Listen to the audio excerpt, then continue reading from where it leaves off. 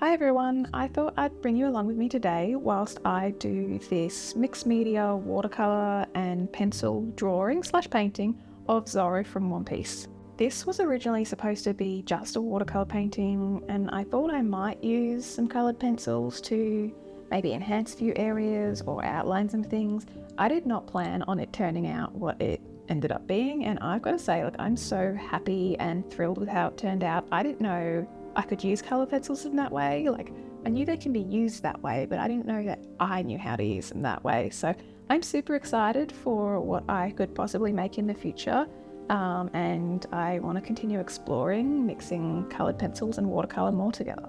I didn't use a reference from the live action One Piece show, and I actually ended up using I think 3 or 4 different references to come up with this design for this character. The first reference I used was one that I liked the pose of, and then I used some different colour references and kind of mixed them all together to come up with this. So I'm really happy with how all my references kind of meshed together, and I hope you guys like how it turns out too. As you can see, I did the initial sketch in my sketchbook, and then I put into Procreate and edited all that before I eventually printed it out so I could then trace that onto my watercolour paper.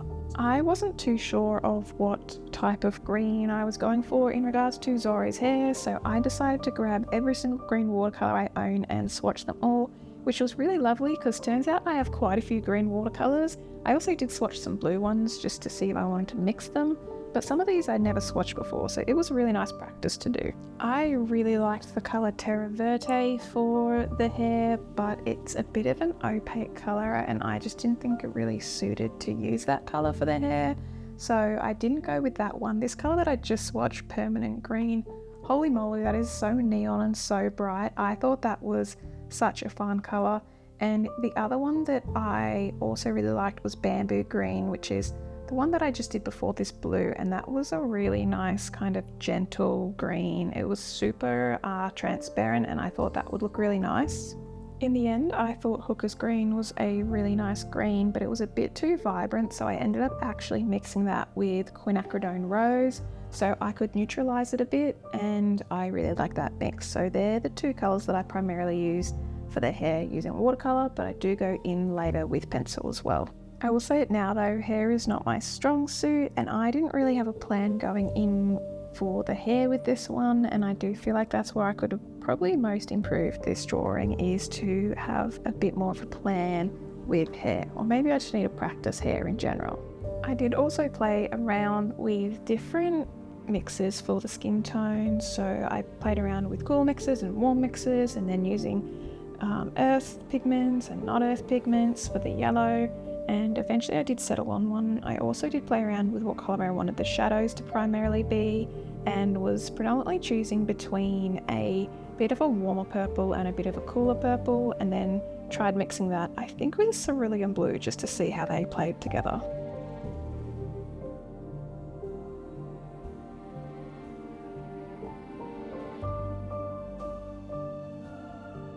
I messed around a little with the final drawing in Procreate so that the lines were really dark, and then I printed it off. I have my light box here, which I absolutely love. I'm pretty sure I got it off Amazon. If I did, I'll link it down below if you want to check it out.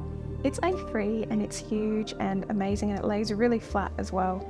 I just plug it into my computer and it's got 3 or 4 different brightness settings. And so this is Saunders Waterford watercolor paper. It's cold pressed, and I could trace through it so easily using this. I absolutely love using my light box.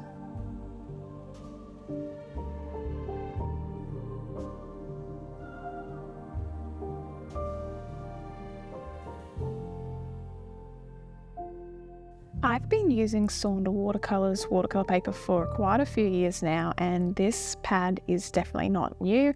I've had it for a few years, and I've had an issue once before with it, and that was quite random. So it happened here again, where you can see I start off with a light wash and immediately it starts to go really patchy, and normally this lays down really smooth.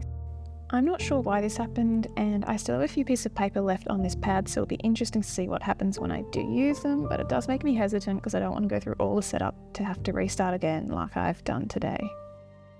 Here you can see a swatch next to the same colour on arches, and it's super smooth, and this is the back side of the paper I use and it doesn't look good. So we've got to do it all again. I'm not going to make you watch it all, so let's speed this part up. And I ended up tracing the drawing back onto some Arches cold press watercolour paper, which I actually recently got from my grandma. And this pad must be 15 or so years old, and it was a dream to paint on. I haven't painted on Arches before and I really liked it. I am, as always, using my Polina Bright watercolour brush for 99% of this painting. I absolutely love this brush. I did recently actually look at their website, and it looks like they have a new range, so they're designed differently, as in like the barrel looks different. I don't know if there's been any further changes, and when I say new range, this range could be a few years old, but I absolutely love this brush. Based off this brush, I would definitely recommend them, but I don't know if there's been any new changes since the design has changed of the paintbrushes. I absolutely love recording my art process. There is something so satisfying for me to watch back and watch myself do a painting, but it is definitely a bit harder to make sure I don't make mistakes because I do have a camera hovering over me the entire time, and it can kind of warp the perspective that I'm looking at the painting at, because I paint on a flat surface. So that might not be the reason why this happened, but I did not like whatever happened with the lips here. I just felt like they looked weird, and I did end up fixing this, I think, when I went in with pencil, but it absolutely bothered me for a while because they just do not look like they're on the right angle or in perspective with the rest of the face. This was actually supposed to be a really loose painting, and I immediately went against that plan, but I did do really blended shadows for a lot of it, which I love, but I do think I need to become a bit braver with making harsher shadows.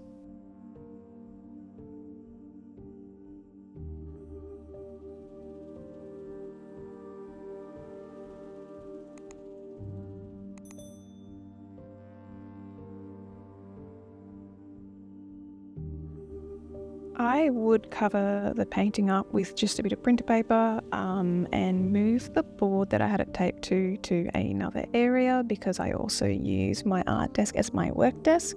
And I want to say that I did this painting over 3 sittings, I think, painting / drawing.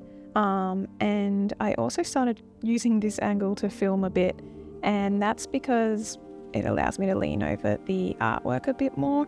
Especially when I was using pencils and I felt like I had to get a lot closer and be more precise. I filmed from this angle and I think I really like it, so let me know what you think.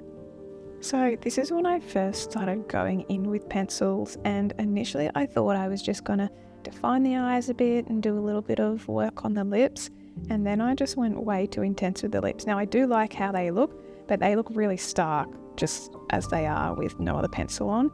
And that's when I kind of decided I needed to go in with more pencils and kind of apply that to whole artwork. However, I don't own a whole lot of pencils, so I had to do a little pencil order, which I was not sad about, but a little pencil order, and I ordered about 20 new pencils. I don't think I used them all, but then that kind of delayed me by a few days to finish this because I had to wait for them to arrive. As I said earlier, I had no plans for the hair. I also had 0 plans for the background. Like, I had no clue what I was going to do, and I decided to kind of go with a bit of a subtle stormy-ish kind of sky. So over a few layers, I kept adding just paint, I guess, but I used a tissue to kind of blot it out and create that texture. And I mixed it up between 2 different colours, I want to say. I think it was Neutral Tint and one of the new Harmonia colours. I want to call it Dust Sky, I think. I don't know if that was the colour that I used. But I used two paints to do this. And then I also did like a really gentle wash of a bit of a purple and a bit of a warm yellow. I think it's super, super subtle in between kind of the little light gaps on the clouds. And that was just to try and add a bit more dimension to the background whilst also keeping it very much a subtle background.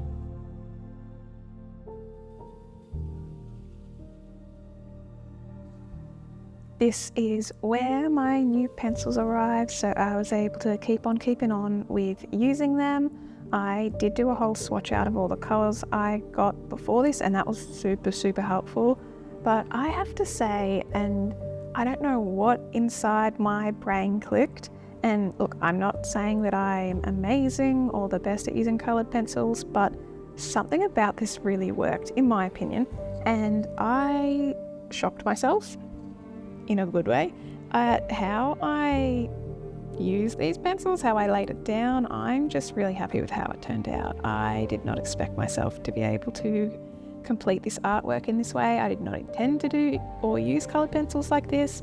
I don't know if it would have been better on hot press paper rather than cold press paper, but I really love this. I think it kind of gave so much colour to the skin that wasn't there when I was using watercolours. I absolutely love that kind of rainbow skin drawing vibe that I see a lot of people do, and I feel like I see a lot of people make those sorts of drawings using coloured pencils. And after doing this, I feel like I could get there, and I want to. And I really liked layering watercolour down to kind of give you that base and then using coloured pencils on top, so I think there's going to be more of this from me. With the coloured pencils, they were all the Faber Castell, I can't remember what they're called. Faber Castell Polychromos? I think that's what they're called. They were all those ones. I did have some blending pencils or something that I bought years ago in Japan. Tried them out on a spare piece of paper. Hate them. Maybe I don't know how to use them. Maybe it wasn't the right type of paper to use them on, but they were not my vibe. If you have watched this far into the video, thank you. That's awesome. I really appreciate that. If you are enjoying it, please do give my video a like if you can. It does help the algorithm. And if you want to subscribe to see more videos, feel free to do that. You don't have to do either of them, but both are appreciated. Kind of sorry for that clip there, it's not very satisfying, but I did go in with this itty bitty brush and a little bit of gouache, just to a little bit of white gouache just to add some highlights, and I like that. I do it on the eyes and the lips, and that was kind of about it. Maybe the nose as well, and that's all I used it for. But we're wrapping up here, so get ready for a really satisfying tape peel, and I'm gonna start doing the outro for you right now. But if you do like this painting, I am going to list the original for sale on my Etsy, so feel free to check that out. And if you want to see more of my artwork, as I just said, you can subscribe to my YouTube channel. I'm going for videos every fortnight. We're trying to be sustainable here. And what else do I have to say?